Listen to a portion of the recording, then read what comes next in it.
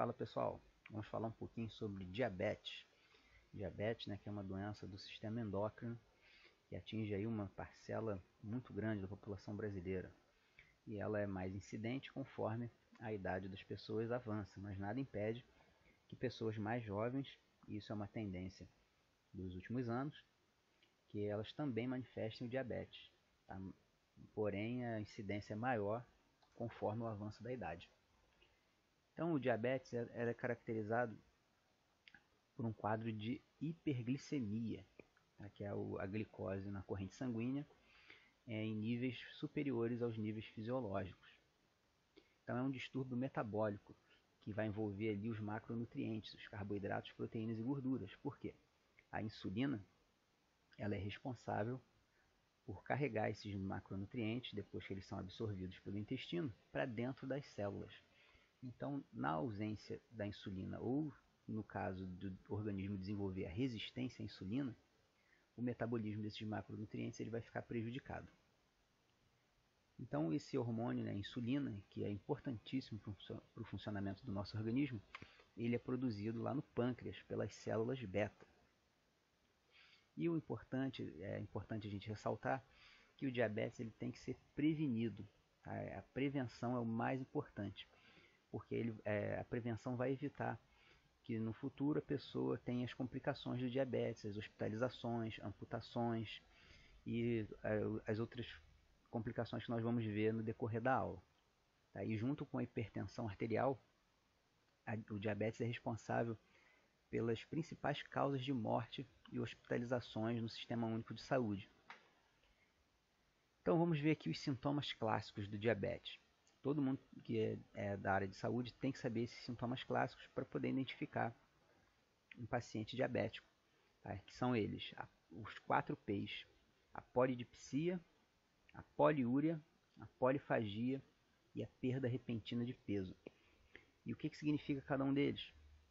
Polidipsia é a sede excessiva, poliúria é a urina excessiva, a pessoa tem a micção frequente, urina várias vezes. E a polifagia é uma fome exagerada. Aí essa fome, ela ocorre, quem já conviveu com um paciente diabético sabe que o diabético, ele geralmente ele sente muita fome e ele sempre tem a preferência por alimentos doces, que são açucarados, né? Alimentos doces, carboidratos simples. Por que isso acontece? Porque se o seu corpo ele não está produzindo insulina, ou se ele produz em quantidade insuficiente, a glicose que você absorveu, ela não pode ser usada como fonte de energia, porque não tem insulina para levar ela dentro da célula. Então, por mais que você coma, o seu corpo ele vai entender que está faltando energia, porque não tem insulina para utilizar essa energia. Então, se o corpo entende que não tem energia, qual vai ser a resposta fisiológica dele? Ele vai te provocar fome e você vai sentir vontade de comer. E qual o alimento que libera energia mais rápido? São os alimentos que são compostos por carboidratos simples, como por exemplo os alimentos açucarados. Então por isso que o diabético ele sente tanta fome e ele sente essa vontade de comer doce, porque o que ele ingere não consegue ser utilizado como forma de energia pela ausência da insulina ou pela sua deficiência. E os diabéticos também, eles apresentam uma perda repentina de peso. Quando a pessoa se torna diabética, geralmente ela apresenta todos esses sintomas e é associado com um emagrecimento muito rápido. Tá? Isso é bem característico.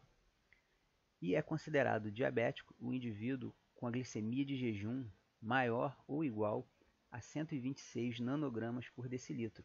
Então esse aqui é o valor de referência para o diagnóstico do diabetes em jejum. Então, continuando, nós temos a classificação do diabetes. Então, nós temos o diabetes do tipo 1, o diabetes do tipo 2 e o diabetes gestacional.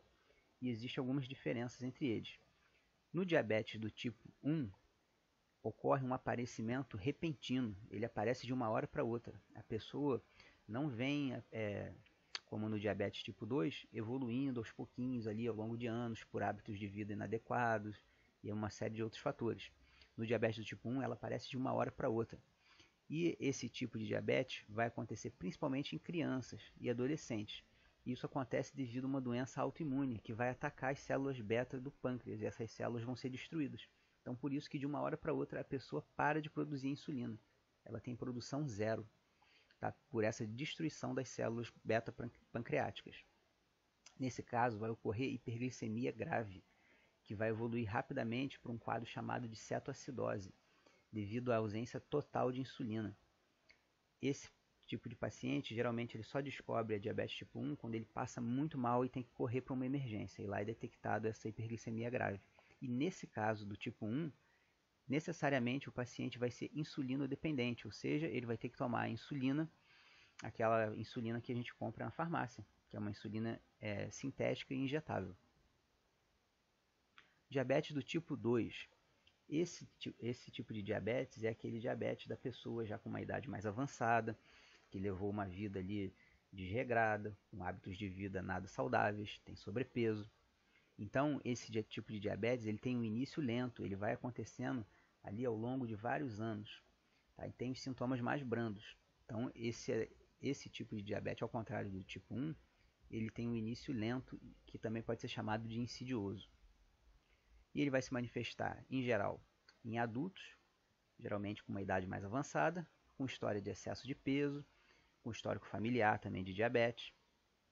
Porém, nada impede que crianças e adolescentes também manifestem esse tipo de doença, tá? Principalmente aí pelos hábitos de vida da modernidade. Então, no tipo 2, ocorre uma deficiência relativa de insulina. O corpo ele não dá conta de tanta demanda por insulina por conta da ingesta excessiva de carboidratos simples. Então, seu pâncreas a gente pode dizer que ele fica cansado e vai começar a produzir uma quantidade insuficiente.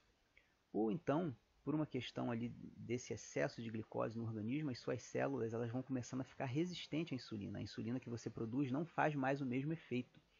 Então você passa a ficar resistente. Então esses são os mecanismos aí pelo qual o diabetes tipo 2 provoca a hiperglicemia. E o tratamento nesse tipo de diabetes, ele pode ser feito por hipoglicemiantes orais e também com mudanças no estilo de vida. Tá? Então existem medicamentos orais para o tratamento do diabetes tipo 2, não necessariamente a pessoa que vai ter que injetar insulina. E nós temos também o diabetes gestacional, que é um estado de hiperglicemia, que ele é um pouco menos severo do que o diabetes tipo 1 e tipo 2, e ele é detectado pela primeira vez durante a gravidez. E na maioria dos casos, esse quadro ele desaparece no pós-parto. Porém, mesmo ele desaparecendo no pós-parto, isso já é um sinal de alerta para aquela mulher gestante que ela pode vir nos próximos anos a desenvolver o diabetes do tipo 2. Tá? Então é importante que ela faça a prevenção. E o diabetes gestacional, ele pode levar a algumas complicações, principalmente para o feto, onde acontece o crescimento excessivo desse feto. Isso pode gerar complicações no parto. Pelo excesso de glicose, a criança engorda muito dentro do útero da mãe. E isso a gente dá o nome de macrosomia fetal, tá? Que é uma complicação que pode acontecer com o feto.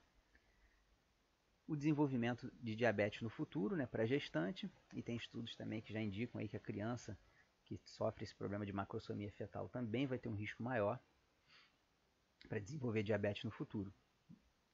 E também um risco de aborto da gestante durante a gestação ou da criança, né, do recém-nascido.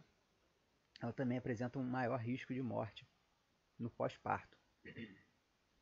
Então é sempre importante a detecção precoce desse quadro na gestação e para ser feita a sua prevenção. Isso também é feito aí nas consultas do pré-natal. E agora vamos falar sobre as complicações do diabetes. O diabetes ele vai provocar um aumento da viscosidade no sangue por esse excesso de glicose. Então isso vai provocar um problema vascular. O sangue ele vai ter dificuldade de passar pelos vasos sanguíneos de menor calibre, os capilares. Isso pode levar algumas regiões do nosso corpo a não terem um fluxo de sangue adequado. Isso vai causar uma série de problemas.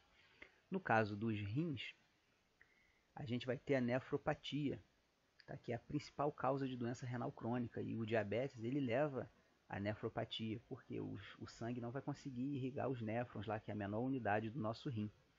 E pode acontecer de ter a proteinúria, tá? Que é a presença de proteínas na urina, devido a uma falha desses néfrons. Ocorre também nos olhos a retinopatia, que é a causa mais comum de cegueira em adultos.